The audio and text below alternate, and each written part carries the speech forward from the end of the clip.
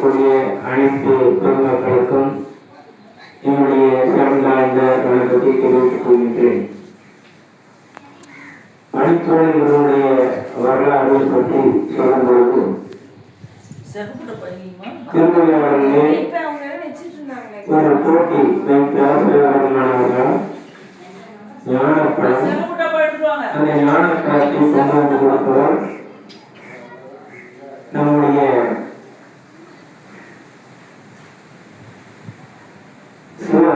சிவசக்தி இருக்கக்கூடிய சிவபெருமானிடத்திலே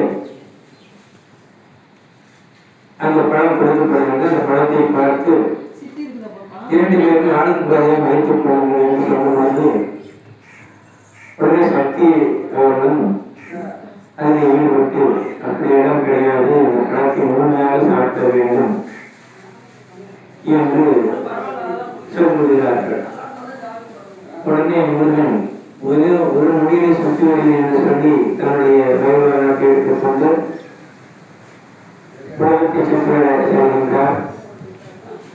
அப்பொழுது நாரதன் கேட்கின்றார், விநாயக பெருமானார்கள், நாரதரை இந்த ஞான பழத்தை பெறுவது உலகத்தை சுற்ற வேண்டும் என்று சொன்னீர்கள். அப்படி சொல்லும் பொழுது உடனே முருகன் சென்று விட்டான். இப்பொழுது அம்மையப்பன் என்றால் என்ன, உலகம் என்றால் என்ன என்று கேட்கிறார். அதற்கு எல்லோருமே சித்திகளும் சித்தர்களும் முனிவர்களும் எல்லாம் சேர்ந்து அம்மையப்பன் தான் உலகம், உலகம் தான் அம்மையப்பன் என்று ஞானங்கள் உட்பட அனைவரும் சொல்ல, இதோ ஒரு மொழியை சுற்றுவது என்று சொல்லி விநாயக பெருமானார்கள் சிவனையும் பார்வதையும் சுற்றி வந்து ஞானத்தை பெற்று வருகின்றார். இந்த செய்தி நமக்கு என்ன சொல்கிறது என்று சொன்னால், உலகத்திலே எத்தனை தெய்வங்கள் இருந்தாலும் நம்மை பெற்றெடுத்த அம்மா அப்பா தான் அந்த சொல்லும் சிவபெருமான். அந்த சிவபெருமான் சக்தி இருவருமே நம்முடைய அம்மா அப்பா என்ற தத்துவத்தை சொல்வதற்காகத்தான் விநாயக பெருமான் இந்த யுக்தியை கையாண்டார். முருகன் சற்று நேரத்தில் வருகின்றார். விநாயக பெருமான் கூறுகின்றார், அப்பனே முருகா ஞானப்பழம் என்று கைகாட்டுகின்றார். என்னது அதற்குள் நீங்கள் உலகத்தை சுற்றி இருக்கிறீர்களா? ஞானப்பழத்தை பெற்றுவிட்டார்கள். ஆம், அம்மையப்பன் தான் உலகமா என்று கேட்டேன். இங்கே இருக்கக்கூடிய அத்தனை பேரும் ஆனால் அம்மையும் அப்படின்தான் உலகம் என்று சொன்னார்கள். அம்மா அப்பா சுற்றி வந்து நான் ஞானப்பழத்தை பெற்றுக் கொண்டேன் என்று சொல்லும்பொழுது முருகப் பெருமானுக்கு கோபம் வந்து வருகிறார்கள். பெரியவராக செய்த நாடகமாயிட்டு நான் அவ்வளவு கஷ்டப்பட்டு உலகத்தை சுற்றி வருகிறேன், நீங்கள் இங்கே ஒரு பஞ்சாயத்து வைத்து விநாயக பெருமானுக்கு இந்த பழத்தை கொடுத்து விட்டீர்கள் என்று சொல்லி கோபப்பட்டு இனிமேல் நான் உங்களுடன் இருக்க மாட்டேன் என்று சொல்லி தன் மைவாகனத்தை எடுத்துக்கொண்டு கோபத்துடன் வெளியே வந்து வருகின்றார். அப்படி வெளியே சென்று வரும்பொழுது ஒரு மழை, அந்த மழை அவருக்கு பிடித்துவிட்டது. அந்த மழையிலே போய் நிற்கின்றார். அதுதான் பழைய மழை. அந்த பழைய மழையை நின்று கொண்டிருக்கும் பொழுது இந்த செய்தியை கேள்விப்பட்ட அவையார் அவர்கள் முருகனை சமாதானம் செய்து அன்னையப்பனோடு சேர்த்து வைக்க வேண்டும் என்ற காரணத்திற்காக அங்கே வருகின்றார். முருகனை பேசுகின்றார், பாட்டு பாடுகின்றார். உடனே முருக பெருமான் என்று அவையை என்ன சொல்லி கேட்க, ஞான பழம் என்றால் என்ன, உலகம் என்றால் என்ன, பழமே நீங்கானே எதற்காக கோபப்பட்டு கொண்டு வந்திருக்கிறாய், அமையப்படும் அன்னையும் எழுதிய பாட்டுக்கு ஒரு இல்லாமல் போய்விடும், நீ உடனே வந்துவிட அம்மா கூட என்று சொல்கிறார்கள். அதெல்லாம் வரமாட்டேன், நீங்கள் போலாம் என்று சொல்லுகிறார். சரி, இங்கே இருந்து நீங்கள் நாடகம் நடத்த வேண்டும் என்று சொன்னால் யாரால் முடியாது. ஆகவே நான் சொல்கின்றேன். ஆனால் முன்னால் எழுதப்பட்ட இந்த பாடல் தமிழ் பாடல் அன்னையும் விழாவில் முன்னேற் தெய்வம் என்று சொல்லக்கூடிய அந்த பாடலுக்கு நீ அர்த்தத்தை கொடுக்க வேண்டும் என்று சொல்லிவிட்டு அம்மையும் தான் சந்திக்க என்று சொல்லி புறப்பட்டு வருகின்றார்.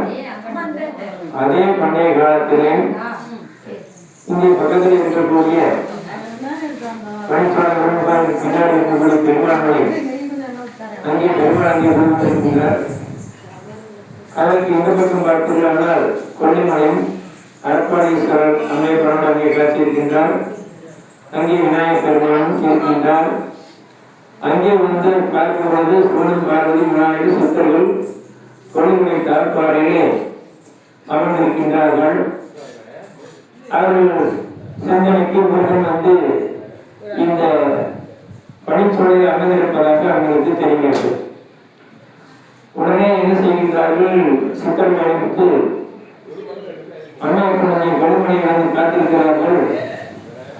உன்னுடைய மாமா பக்கத்திலே இருக்கின்றார், நீங்கள் வாருங்கள் அம்மாவோடு சேர்ந்து ஒரே குடும்பமாக இருக்கலாம் என்று சொல்லும்போது அதை அவர் ஏற்க மறுத்து இந்த குன்றியை வந்து அமர்ந்து விடுகின்றார்.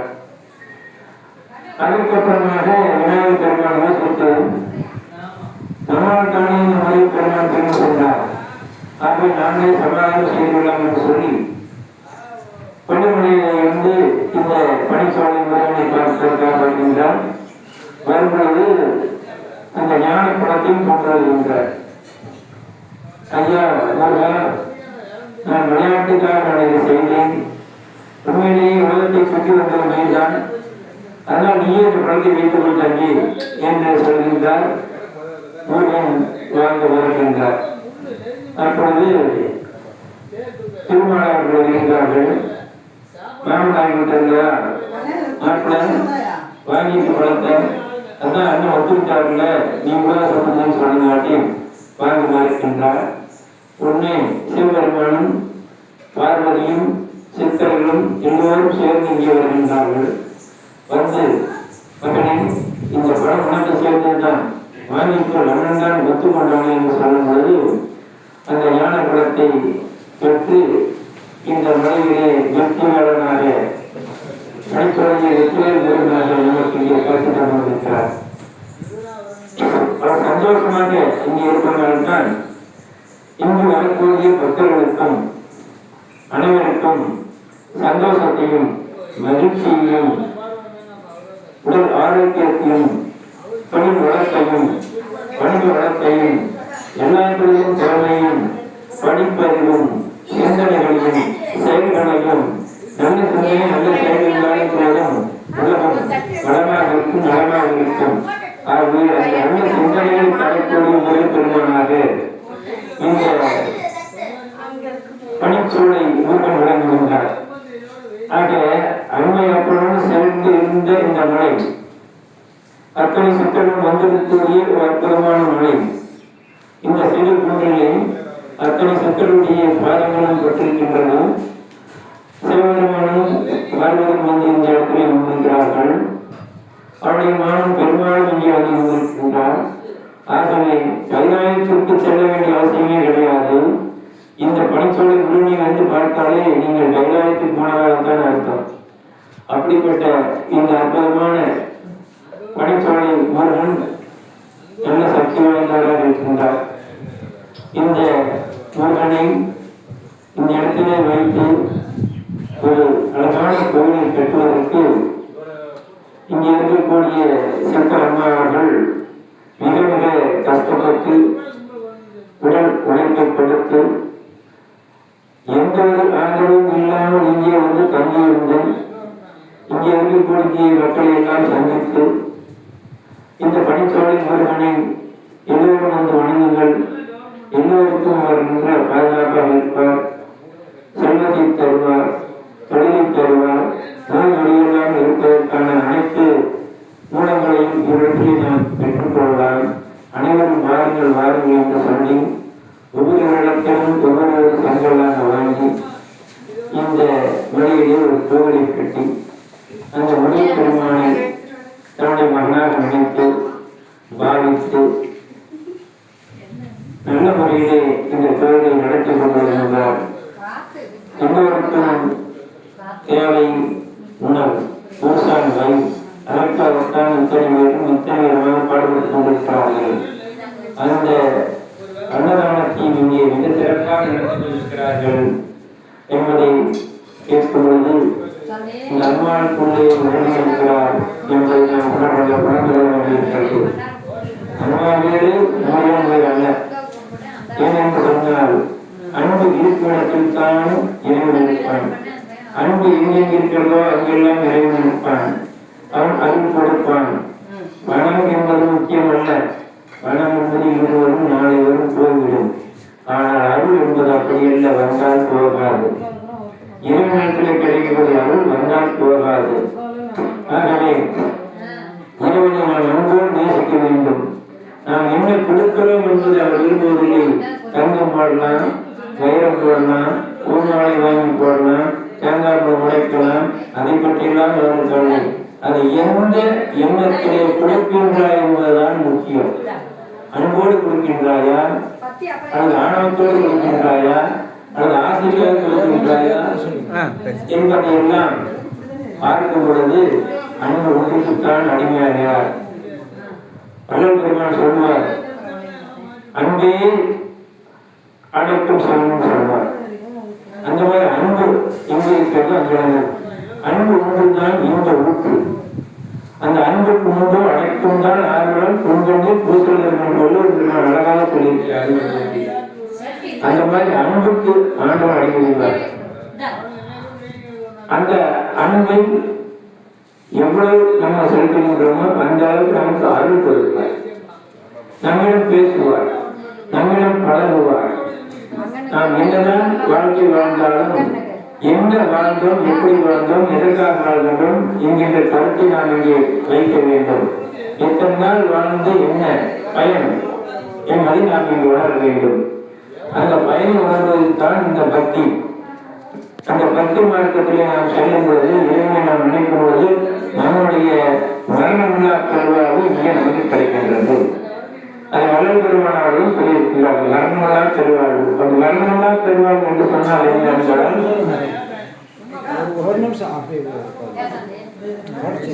மரணமில்லா பெருவாழ்வு என்று சொன்னால், இப்போது கண்ணதாசனை நீங்கள் பார்க்கின்றீர்கள். கவலை கண்ணதாசன் எழுதிவிட்டார். ஆனால் அவருடைய பாடல்கள் இன்றைக்கும் மக்களிடத்தில் ஒழித்து வைக்கின்றது. அதுபோல் திருவண்ணாமலை வாரியார் அவர்கள் இறந்து விட்டார். ஆனால் அவருடைய சொற்பொழிவுகள் மக்கள் மனதை அழைத்து நிற்கின்றது. வாரியார் அவர்களும் இறந்து விட்டார். அவர் சொல்லும் நினைக்கிறது. அண்ணா அவர்கள் இறந்துவிட்டார். அவருடைய சொன்னம் பேசும் நோய்த்து நிற்கின்றது. இவ்வாறு ஒவ்வொரு புகழ்பெற்ற தலைவர்களும் தன்னுடைய வாழ்க்கையை மக்களுக்காக அன்பால் இணைந்து மக்கள் இருந்து வாழ்ந்ததனால்தான் இன்னும் அவர் உள்ளத்தில் வாழ்ந்து கொண்டிருக்கின்ற காரணத்தினாலே மரணம்னா பெருவாழ்வு வந்து இதுதான். எல்லாருக்கும் மரண பெருவாழ்வு வந்து இதைத்தான் நாம் எத்தனை காலம் வாழ்ந்தாலும் என்ன செய்தான், யாருக்கு என்ன செய்யணும் சொல்வதில்லை. இவர் இருந்தால் இன்னும் நன்றாக செய்திருப்பார்கள், இன்னும் நல்ல முறையில் மக்கள் வாழ வைத்திருப்பார்கள். ஞானத்தில் அவர்கள் இன்னும் நாம் நினைக்கிறோம் என்று சொன்னால் அதற்கு என்ன காரணம்? மரணமில்லா பெருவாழ்வு தான் அவருக்கு காரணம். இந்த மாதிரி ஒவ்வொரு தலைவரும் நிறைய இருக்கிறாங்க, சொல்லிட்டே போறாங்க. இப்போ நம்ம முன்னாள் முதலமைச்சர் புரட்சித்தலைவர் அவர்கள் சட்டமன்ற திட்டத்தை கொண்டு வந்து அனைவருக்கும் சட்டமன்றம் கொடுத்தனால் அவர் மக்கள் தமிழர்கள் இன்னும் மனு பேசுகின்றார். அவரும் முன்னாள் பெருவாழ்வு கொண்டிருக்கின்றார். ஆகவே நாம் அன்பை விதைத்து நம் எண்ணத்தை விதைத்து மூலமிடத்திலே அருளை வாங்க வேண்டும் என்று நேரத்தை கேட்டுக்கொண்டு படைச்சோலை முருகன் உங்களுக்கு அனைத்து மனங்களும் தருவார் என்று துவங்கி கேட்டுக்கொண்டு அனைவரும் இறைவனை வழங்குவோம். நன்றி. வாழ்க வளமுடன்.